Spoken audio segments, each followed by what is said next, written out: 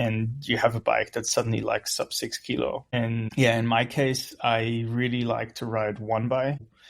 With the UDH derailleur on it, I was able to run an Explore SRAM Red derailleur with the 13-speed cassette and a single chainring in the front. And yeah, I mean, that's a dream setup. It's the lightest possible group set you can have. The brakes are amazing. The bike, I mean, it's an ultra lightweight bike, but it doesn't feel like one of those weight weenie bikes where you're basically sacrificing ride performance over just having less weight. And hi everyone, welcome to the Zone to Speak podcast. I'm your host, Juliana. This episode of Zone to Speak is supported by Peloton, the ultimate sunscreen for athletes. If you know me, you know I never leave the house without sunscreen, and Peloton is my go-to. It's lightweight, breathable, and designed for endurance sports, perfect for any day out on the saddle. And because they are supporting the podcast, you get 20% off your order. Just head to the link in the show notes and use the code ZONE2SPEAK at checkout. Protect your skin, fuel your adventures, and support the pod while you do it. All right, today on Zone to Speak, I'm thrilled to welcome Max Riese, an unsupported ultra-endurance cyclist, alpine mountaineer, and founder of GravGrav.cc, one of Europe's most vibrant gravel and bikepacking communities. Just recently, Max shattered the triple Everesting world record, climbing 26,553 meters over 491 kilometers in just 37 hours and 37 minutes, ascending the same punishing Geisberg climb near Salzburg 95 times in heavy rain with less than 3 hours off the bike. Today, I will dive into the incredible ride and what it demanded of him, physically, mentally, and emotionally. We will also talk about his work building community, route creation, and his vision for making bikepacking more inclusive and accessible across Europe. Max, welcome to Zone to Speak. thank you. You pronounce it all quite well with the climb names and stuff. Well, congratulations on your world record. What a massive accomplishment. Thank you. I was a bit overwhelmed with the reactions to this because for me it was a small, it was like a thing in between. I just wanted to know how I would fare on something like this and how it would tax me mentally. And I think like now it's fair, like the bike will, as we speak, so when the podcast is launched, it will already be later. So like the bike that I did it on will be launched tomorrow. Wow. So it was basically an idea because it will be like a very, very light bike. Like Cervelo is launching a new climbing bike and it's under 6 kilos. And wow. So basically the idea was, what do we do with it? How do you promote a bike like this? And yeah, I just brought up this idea and everyone in the room was silent. I think no one really knew what to do with this. And then they were like, yeah, we're intrigued. It's a nice story, but how do we do this? And I said, well, we just document it. I do it before the bike is launched. And when the bike is launched, and we just blast the news out that I did it on this bike. And so for me, it was more like a marketing gag, you know, yeah, in between the races that I usually do and the other projects. And then now, like, I didn't really think it would become that big. Like yesterday I was asked to like sum up like all of the PR and media that came out about it. And there was like Dutch media, Italian media, French media, German media, American, British media. And it's like, that's mind blowing. Yeah, it's wild. Absolutely wild. Yeah. So yeah, it's funny. Sometimes you don't even think you're doing something that's crazy special. And then that's like becoming more attention than finishing a Tour Divide or something. Yeah, but Yeah, and I guess also, this is something really massive to take on. And I really appreciate you being so humble about it. Like, oh, I'm just gonna do this and try and see and do my best, and not even, knowing the impact that this could make. But also the weather wasn't on your favor, which also made it like a very dramatic accomplishment, having to do a triple Everesting in heavy rain. It's not a small feat. What was going through your mind in the final hours with the rain, the repeat climbs? I mean, that, plus 30 hours, you're already on the bike. I think, yeah, I mean, like it wasn't terrible. There was some rain in the night. And then it was okay. It wasn't even like crazy cold or anything. That's good. And yeah, like the last 2 hours, it was really like, yeah, it was comical. I don't know. There was a river running down the road. It was Oh, just man. really insane. And I think it was my mistake. I wanted to be finished way before that time, but I made a little mistake in my nutrition. And there was a little thought like, yeah, is it worth it? I mean, I can just say like, yeah, I'm just stopping here. But yeah, if you have a film crew there and you've already done so much and there were a crazy amount of people that came out on the road, then it was pretty clear like, well, I have to do those few last laps. And actually there was like an old guy. He used to be like a really good road racer from Salzburg, Pauli. He came out like in the pouring rain and just rode up next to me, and he was like, I was wondering if you're still out here, so how many laps do you have left to do? I'm like, 3. He's like, oh yeah, I'm joining you. Oh, It was insane. Basically all the people that came out, no matter the weather, no matter the time, that it made it way easier than you would think it would be, because I always had someone to talk. It was always something that distracted me, and yeah, it was very, very okay. yeah, I think the community support really influenced the experience. I had not a friend, someone I knew in the community when I lived in Dubai, and he was doing one Everesting. Mm. And I remember I went at night. I remember getting there at 11 p.m. and then getting ready. And I did, I think, 4 times up and down with him. There were a few other people too arriving. And I'm like, okay, that's it. I'm done then. But yeah, I think it keeps the spirits high when you have those lows, or, just to have someone there to chat. So you had a lot of support on those 37 hours of the community coming through for you. Yeah, way more than I thought. I never believed that so many people would come out. Also, people that I didn't personally know, that know me through social media and stuff, they just came out, and there was a whole bike shop that, sometimes you need an odd small part, or you don't have a bearing press kit or something. So I go to that bike shop usually, and they all came out like after work. Wow. First night, it was like 5 people rocking up. They're like, oh yeah, we're gonna do like 2 or 3 laps with you. Okay, great. So yeah, that was a huge help, and it was clearly something pretty nice. Yeah. Yeah, it's moving for sure. You said you made a mistake on your nutrition. What was that? And how was your nutrition overall to keep the energy going and climb, all, 3 times Everest, 95 times up and down? Because it's not just the climb. I think also going up and down, you can play with your head and your body, obviously. Yeah, basically it was pretty easy. I just tried to do around 90 grams of carbs per hour. So usually that would be 60 grams in the bottle, and then Okay. either a 30-gram gel or a 50-gram bar on top. So I would reach that goal or surpass it a bit while I could.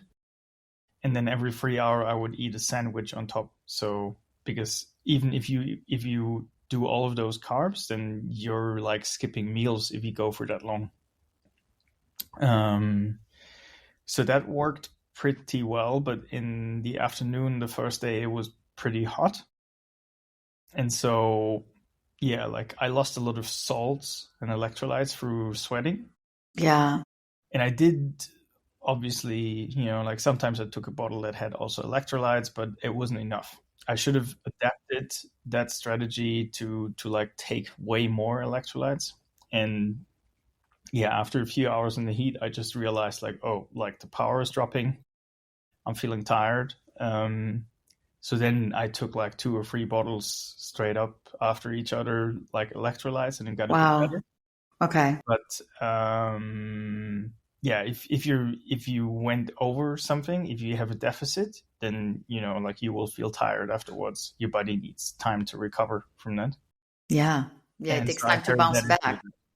yeah, just carried that into the night. And yeah, if you're tired at night, that's not perfect. So I struggled staying awake, and I was very lucky to have a friend and my girlfriend coming out like in the middle of the night to like accompany me for a bit. My girlfriend was happy; she could finally ride comfortably up a mountain with me. Usually, Nice. I ride quite fast uphill, and that time she had a way more relaxed job Yeah. riding to Yeah. She me. had more energy than you at that in the middle of the night for sure. Yeah, yeah. And can you tell us a little bit more about the bike, or we need to wait for the launch? No, it's so basically the R5 is long-standing already the climbing bike of Cervelo.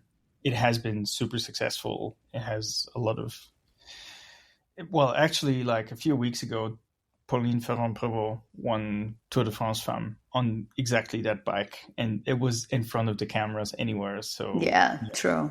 it's quite funny. And there's a few subtle changes. So, for example, the brakes are mounted differently on the fork. So there's no rivets in the fork anymore, so it gets even lighter. There's an integrated cockpit that saves, I think, 180 grams to the old cockpit. And yeah, it's just like small things. And then there's titanium hardware everywhere. So the engineers really went on a spreadsheet and said like, okay, like where can we save some weight? And even with Reserve is like a company that's within the Pon brands as well, and does usually comes from mountain bike wheels, but they now do like really successful road wheels as well. So they made an SL version of their lightest group wheel set, Wow. which is even a bit lighter. And so like all of the things come together, and you have a bike that's suddenly like sub 6 kilo. And yeah, in my case, I really like to ride one by. So with the UDH derailleur on it, I was able to run an Explore SRAM Red derailleur with the 13 speed cassette and a single chainring in the front. And yeah, I mean that's a dream setup. It's the lightest possible group set you can have. The brakes are amazing. The bike, I mean, it's an ultra lightweight bike, but it doesn't feel like one of those weight weenie bikes where you're basically sacrificing ride performance over just having less weight. And yeah, it was a really fun challenge to do something like this, because usually, like I ride a lot off road and bike packing and more like in the yeah, I don't really like to call it adventure that much because it's not that anymore. It's very clear that you can have a strategy and go through on a really high pace through the so-called adventure races as well. Meanwhile, True. Yeah. but yeah, like I come from the road originally. That's where I started, and so it was funny to do something like this and talk to engineers on the level of Cervelo. That's a dream. That's really, really cool. I also prefer a one by, but usually people on the road prefer a two by. I don't know if because from gravel, I prefer one by. It's just easier for the chain as well, not to be dropping. But you also need the legs. So Congrats to you, the legs and the mind. Maybe it made it a bit easier, but yeah, it was still a hard effort. Yeah. I don't even know. I think in the end it was just under 200 watts normalized power or something. It was a lot of power emitted for those few hours, and a lot of food that I needed to take in afterwards also. Yeah. Yeah. I bet your body was probably asking for a lot to replenish everything that you went through on those 37 hours. Yeah, it was surprising. I mean, I got home, we did some food, had a bit of a chat, and then the film crew left, and yeah, I was still awake a bit, and then I went to bed, went through, slept until 8 or something, and then it was another day, completely normal. Went for a recovery ride for ice cream in the afternoon, and I wasn't as distraught as I thought it would be. Well, that's good. I think it says that you were well prepared for it Yeah, definitely. Yeah. and also did a good job with your nutrition, because if you are extremely tired and extremely hungry for a longer period of time, it means that something wasn't 100% right on the planning and Yeah. execution. No, Yeah. it all went pretty well. I'd say that, yeah, there were a few small mistakes, and I feel that this record will go down further for sure. Would you Uh, attempt again to get even shorter? no, I don't think it's high on my list for now, but I'm pretty sure you can get it to around like 30 hours, maybe a bit below even. Wow. Wow. That's a lot, shaving off 7 hours. Yeah, but that is the mistake I made, and I originally said like, okay, like if everything goes really perfectly, I might be able to go around 30. Said 35 might be, if something happens, then 35 is more, yeah, it would be like a more achievable goal. And then, well, things went more south in the early morning hours, so I was a bit slower, but that's fine. Well, congrats again. You did an amazing job. And yeah, hats off to you. Can we talk a little bit about the building of GravGrav? Like, I believe it has become a very big hub, go-to hub for gravel and bikepacking routes, stories, community here in Europe.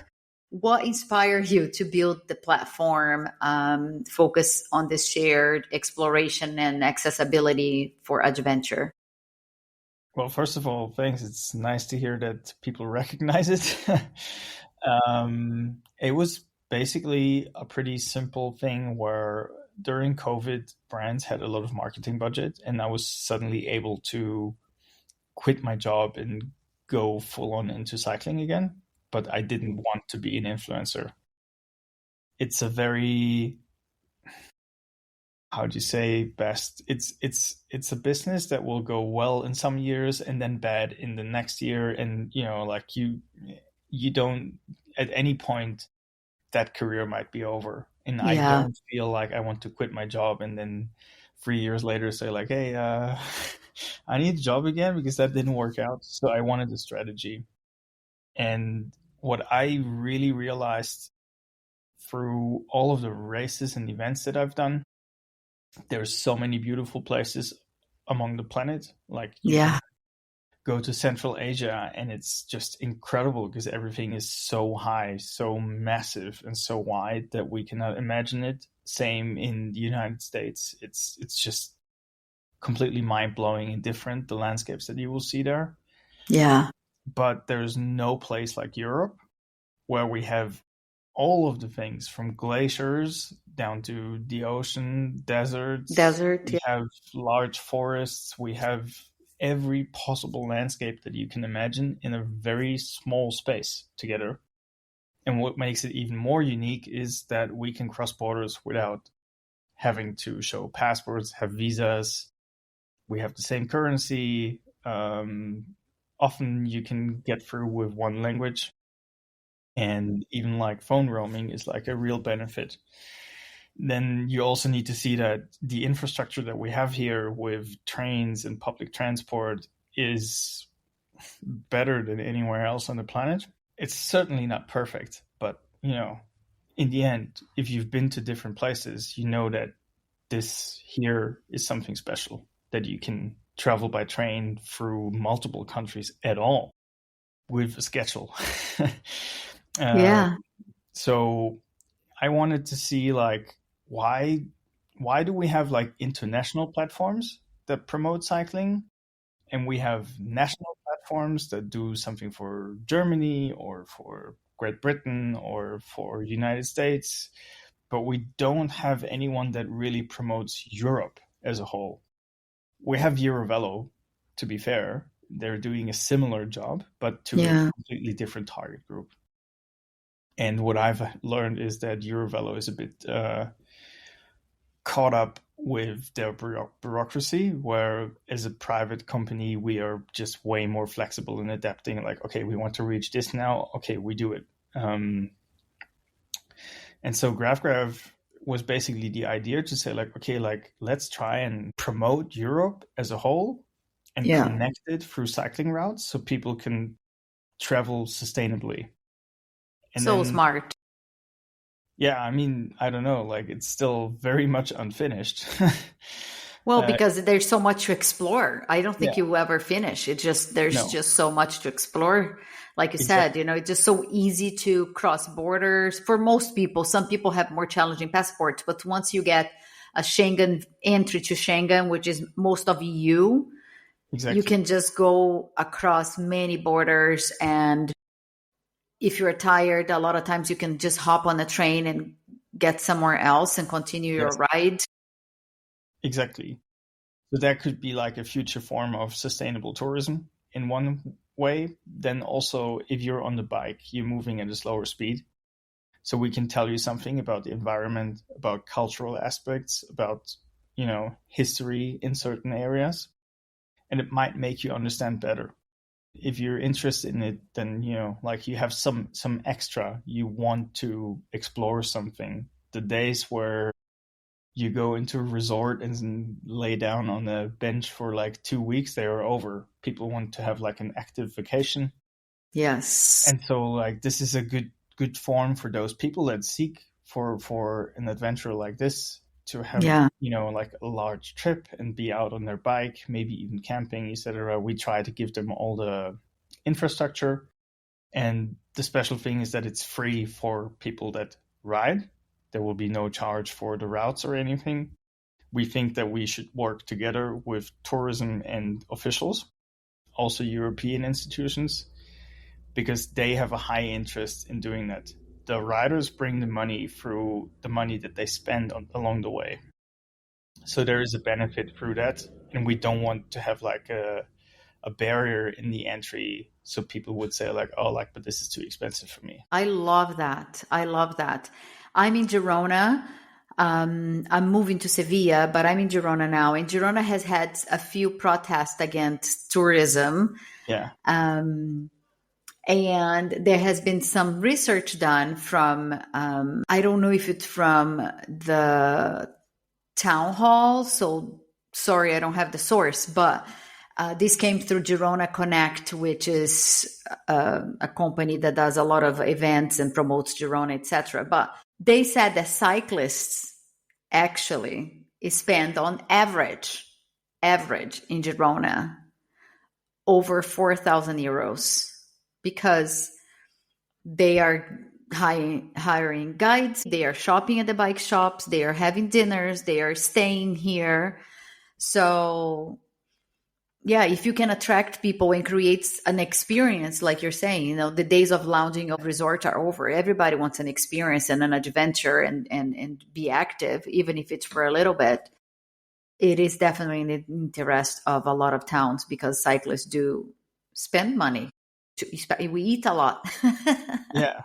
Yeah. Well, the last statistics that I know of is that the average cyclist or cyclo-tourist spends around 178, so close to 180 euros per day on their trip. Yeah. Yeah. It's not nothing. It's a lot of money. It's a lot. Yeah. Obviously, there's some problems with that. Like you can have over tourism and mass tourism, and the local population and also the tourism itself will suffer under it. Barcelona, we see that right now. They're like Yeah. striking off some bus routes from Google Maps because they're just always overcrowded and it's not a pleasant experience. So you Yeah. need to do some guidance. You know you can basically try and actively design the infrastructure and the POIs for the tourists in a way so it spreads out. Yeah. And I think there's always going to be people that want to go and see the big touristy attractions, like Barcelona, Rome, Paris. But there's a lot of people that are looking for off the beaten path, coolest, greatest, nobody knows Yeah. about Yeah. it. And a lot of cycling, and a lot of people are not like training every day and are cyclists, but they love to go on a stroll and they want to do that. Yes. Yeah. And that's what I see as part of the job of GravGrav, to Mm-hmm. basically have a concept and try and spread that out among like a lot of different things and a lot of topics. So we've now done something with species preservation. We've now done something with climate change and like basically water circulation. And the next thing might be something cultural or historical. So we try to have like different topics. So it also speaks to different people. I love that. It's not just a bike ride, it's also education. How do you create this route and balance the storytelling, the cultural sense of the place, and the logistics of bringing these routes to life? Well, usually there's some sort of idea or project first. Mm-hmm. Okay. So either like in one case, we really wanted to do something with lynx because they're amazing animals. It used to be the first GravGrav logo had a lynx in it. And so, we just wanted to do a jersey with Iris at the time, Slappendel. She does Everesting, the female focused, let's say, cycling clothing brand. And so there was a jersey with links on it, and we sold it. And the profit of it was going to be donated to a cause that benefits links and the reintroduction of links in Europe. Which Love was, links. that was harder than we thought. So finding an organization that actually had a plan, so you say like, okay, like that money actually goes to something good other than flyers or bullshit like this, was not easy. And in the end, we ended with Lifelinks, which was an European project. They introduced 27, 28 links in the Dinaric Alps in the Balkans. So it was a massive project. And they couldn't take a donation from us. They said like, we cannot do it. We are Hi. European funded, so we cannot take donations. But they could do a special project. So we just designed a special project and we did this route together with them, had the input from the scientists and the biologists, and try to educate on the topic and have like this cycling route so people can just like go out and discover it themselves. And it's the same, like always, like there's problems with that as well, because there's also bears, wolves, other large carnivores. So how do you balance it in a way so people actually go out and they're informed enough so they don't just pitch their tent and have like a sausage hanging from it or something? Yeah. Don't be bad. I cannot know, but we made it start from a museum. The museum informs them on large carnivores. Wow, what a great idea. Yeah. If they do it or not, I don't know. The GPX is publicly available. If there's a lot of cases where those people go to the museum and then they say like, oh, but we don't need to buy the starter package and go into the museum. So then they just ride. But that's their choice. I cannot, you can control it. Yeah. Yeah. And basically that was the starting point. And then we just, I wanted to have certain topics like what landscapes and habitat does a lynx have? What animals does it prey on? Yeah, like basically giving a good overview of what this animal is, how it hunts, where it lives, and the specialties of the landscapes that it likes. And then there were basically like, there was a brevet card, or is a brevet card, and it has QR codes so you can scan them, and like little games, little challenges. So Nice. yeah, it's a form of gamification, and it Yeah. works really well. People really like it. So yeah, like we try to go on with this. The latest project that we did is also about water circulation. It's around Salzburg, my hometown. We have two glaciers that are not far. One is the northernmost, and it's in Bavaria, and it will be dead in like 3 or 4 years. One is the largest. Well, it's a connection of glaciers, and they're like the largest in the Eastern Alps still, Mm. but they're decreasing a lot. And that's exactly where I feel like, okay, like I can put like glaciers in that route. I can put small streams and rivers in there. I can put large lakes of different forms. Some of them might be artificial with dams. Some of them might be natural. Then we have peatlands and marsh that basically are very important for our ecosystem. And, like if we talk about dams, then that's a human structure. And usually where Yeah. we put something into nature, we try to manipulate it, then there's problems. Nearly always. Yeah. And then we try to correct it. And then, like just understanding that this is a problem, that's enough. If people understand that this water comes down from the mountain over stream, or maybe it gets like delayed a bit through a glacier, but then it melts over the summer, so we have fresh water all summer, even if it's dry. Or it rains and it goes into streams and then goes into rivers, then it stays in lakes, but it always goes towards the sea again. If you understand that, then, like we have our job done. And if you're out there and you try to understand what's happening around you, then I can also like make some, well, uncomfortable quests, so to say, because that glacier that's still the largest in the Eastern Alps, that challenge there, like if the challenge is pretty simple, like it's just it's just comparing white and dark objects and seeing how soon they heat up if you put them in the sun. And then you will understand why a glacier will melt faster and faster the Oh, smaller it gets, because the rock is dark. yeah. And that glacier lost over 16 floors of a building in the last 50 years. And I think we can all agree that this is not normal. So if you see it in person, I think you will have a bit of a different stance on it than if you read on it or see it on the news, because it just becomes overwhelming, right? Like It everyone's is overwhelming. Yeah. we're in crisis, and and at some point there's a mechanism that tells you like, I don't want to deal with this. My life is fine. And like it doesn't need to mean that we all need to run around in chaos and say like we're all going to die. Yeah, but it's small changes. Yeah, well, we need to know what's happening, why it's happening, and be aware of it. And then like you can do small steps. You can decide for yourself how much you're willing to, but it's not on us. If we Even if we all start being vegetarian, vegan, or something, that might have a large impact on climate, but it will not change it. There's around 30 companies on this planet that do 2/3 of all the emissions.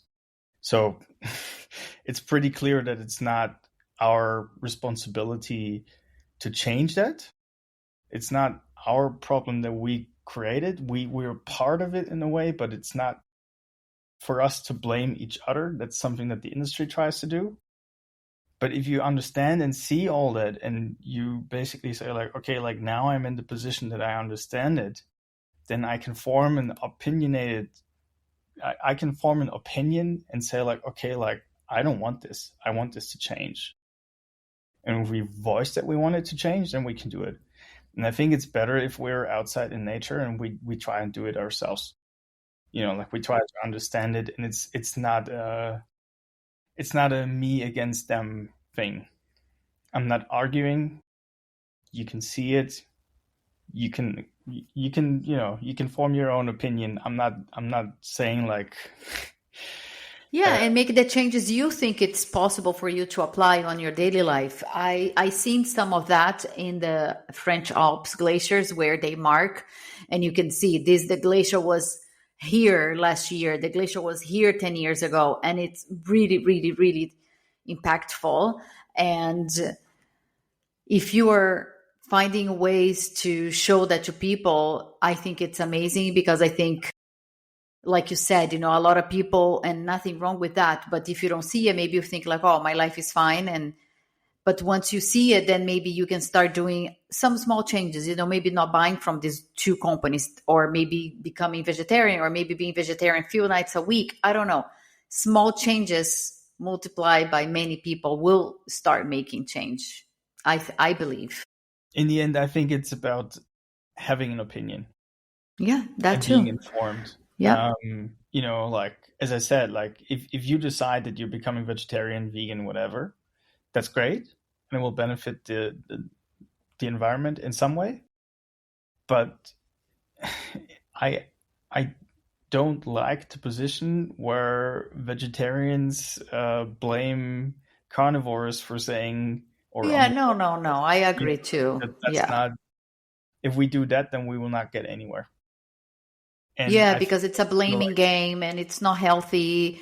And there are many ways to still eat meat that you're not feeding into the big industry. yeah, exactly. That's another. Like if you reflect on yourself, if it makes sense that you can buy like a packaged piece of chicken for €2 or something in a supermarket, and it was an animal that had to live a whole life. And then you think about it, and just that thought process of saying like, okay, this is not normal, then I have an opinion on it. But you need to get there, and it's not for us to blame the people who buy it. It doesn't get us anywhere. We need to start somewhere else.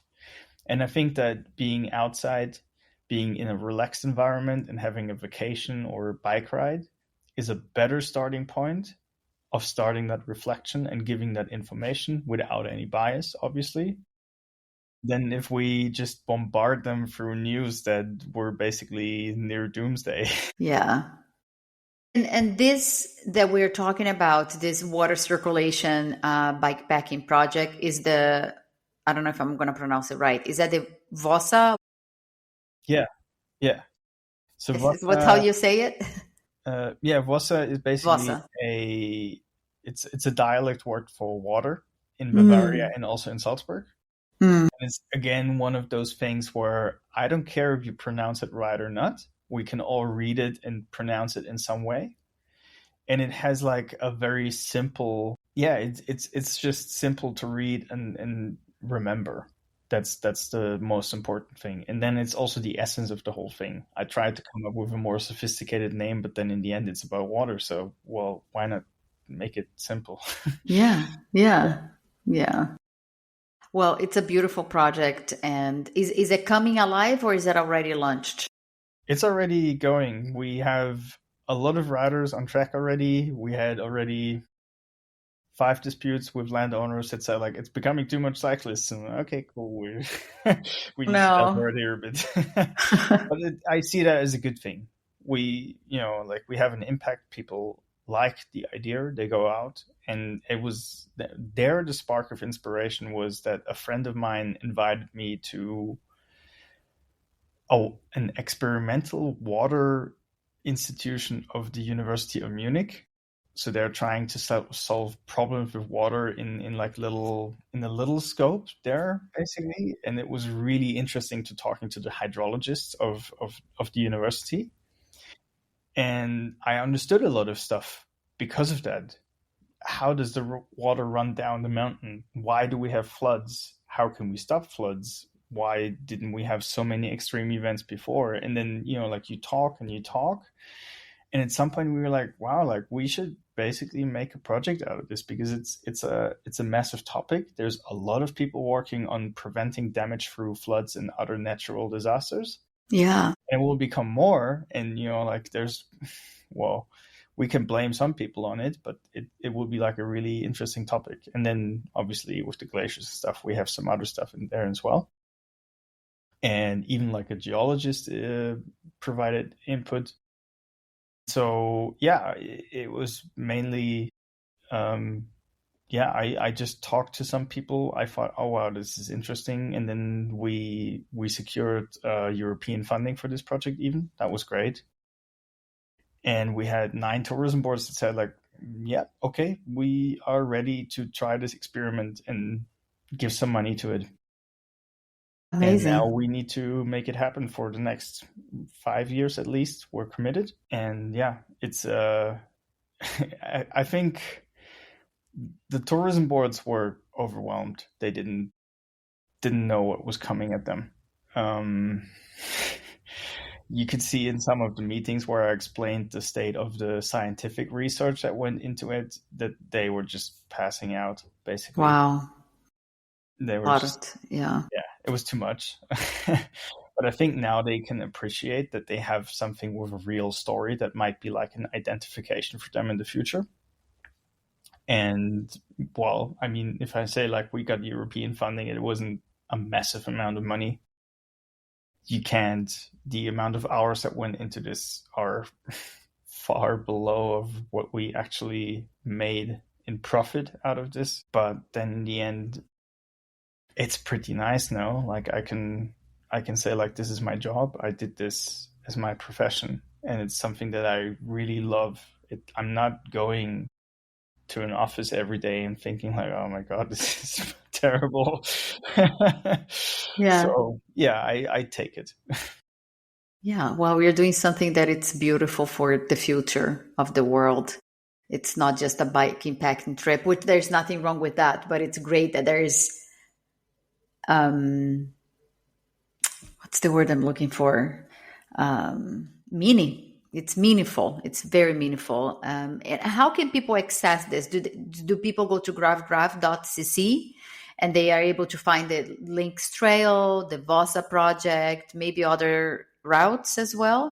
Yes, exactly. They can go on the website and they will find it there for free. So we highlight basically the projects that we're most proud of, and then if you dig a bit deeper, you can find like even small one-day routes or like even beginner-friendly routes in different areas across Europe. Not all of them have this amount of research and story, because obviously, I mean, Vossa, for example, was 3 years of work, and the Links Trail was a bit less, but also at least 2. So those take a bit longer, but they're like the big goal, because they're also like, I mean, they're fun in a way. Also, they kind of like break you, like you're basically going into burnout by the time you finish them. But yeah, like they're freely available in there. Yeah, we're trying to get more projects like this going. Next year we will have another one that I'm working on. Yeah, we just need to still get the funding for this. Yeah, I was just going to ask, after smashing a world record and growing GravGrav, what's next? There's always something that strikes me where I think like, oh, that might be interesting. I would love to do that. GravGrav is a never-ending project, which is good. I don't, couldn't imagine having something that's just done and then I get bored of it or something. So definitely for the racing, I just finished the further Pyrenees event, the Perseverance, and I'm gonna travel to the United Kingdom for the Equinox. Oh, cool. And then in November to Scotland for the Elements event. And then my racing season is done. That will Some be enough. rest. Next year will be still decided, but Sure, I want to do the new mountain race by Nelson Trees, the Towers Mountain Race. Yeah. And who knows, like maybe I will revisit the others again as well. Uh, yeah, and for GravGrav, we're trying to build more of those routes in different parts of Europe to maybe have, well, a thicker network. And we're working on certain topics that are just really interesting to us. There's so many things that, like we don't have much of the indigenous tribes, like for example, North America still or something, but we have some, and they're like in the Scandinavian. So I'm still trying to get a contact there. Wow. Because it's such an untouched mystery world for many, and they are so important. Yeah.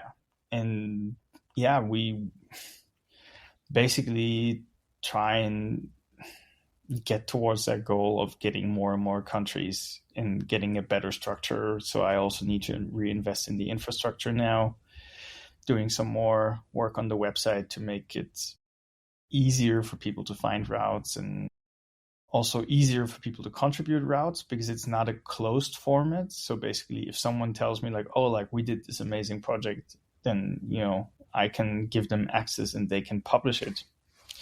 They can also publish articles and stories, because that's a core thing. Like it's not only me like trying to do this all alone. Like I want to have a lot of voices. Collaborative. That's really cool. Yeah. At the beginning, I actually wanted to have 50-50 men and male and female content, and impossible for the moment to manage that, because then I would also only like try and like I can't take what comes in, but it's still high on the list to try and like represent who we are like more equally and make it like easier for, well, minorities. It sounds a bit crazy that women are still minorities in the sport. Yeah. It is like that. To like get a easier entry and a bigger piece of the cake of that community. I'm working on a project. I'm going to announce it September 15th. I created an event called She Rides, and because I want to try to get more women into the sport, and it's free. I'm putting my heart and soul and a lot of time into this. I want to do weekend bike packings. We can try to teach you the ropes, like 30 women max, and like what bags do I put on my bike? What tools do I need? What is the basic mechanics? And have 2 days where you feel safe to try it out, and you're not going to be left out alone. That's nice. Feel free to list it on GravGrav. We have a cool. Okay. section where you can list your events. Oh, nice. Okay. People then go on your website for registration or whatever. Having like a safe place where you can go in and you don't feel like, okay, like that's like 30 old dudes and me. Exactly. And also like it's a challenge. It's not going to be easy, but it's not insane. 200 kilometers over a weekend, maybe 3,000 meters climb. So it's like a good challenge for a beginner. Yeah, that sounds great. I mean, Komoot started that with the women's rallies. I've been to one. Yeah, it's nice, but it's like Badlands. I went to Badlands. Oh, yeah. This is not beginners. Yeah. It's really, really nice. There were 80 women, and it was so nice. Also a free event and incredible, but it's not easy. Yeah, no, for sure. Yeah. So it's good. The more we have and the more organizers actually think about this, that's better. Yeah. Well, I'm excited for your next project with the indigenous tribes. That's still like an idea. We have another one that's a bit further, but okay. There's always the way it works is basically that I need to know at least 2 or 3 years before I want to do something, what it's going to be, and then I can apply for funding. I can ask tourism boards if they want to pay for it. Because you can't just say like, oh, I have an idea and go to someone and someone will be like, great. We just had a bunch of money lying around here. Yeah. That's not going to happen. Yeah, so of course. You need a full strategy. So it's always like 2 or 3 years before you can actually start working on the project.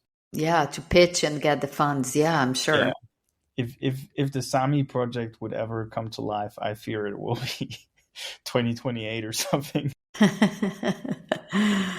Well, I hope it does. I think you're doing something really, really incredible for the world. And it's so exciting. I can't wait to share this episode with everyone. And again, congratulations on the triple Everesting. That's mind blowing. And looking forward to staying in touch. Thanks for coming to the podcast. Thank you. Honored to be here. Thank you. And that's all for today's episode. I want to thank the listeners for tuning in. Your support means everything. If you enjoyed this episode, please consider following, leaving a review, and sharing it with your friends.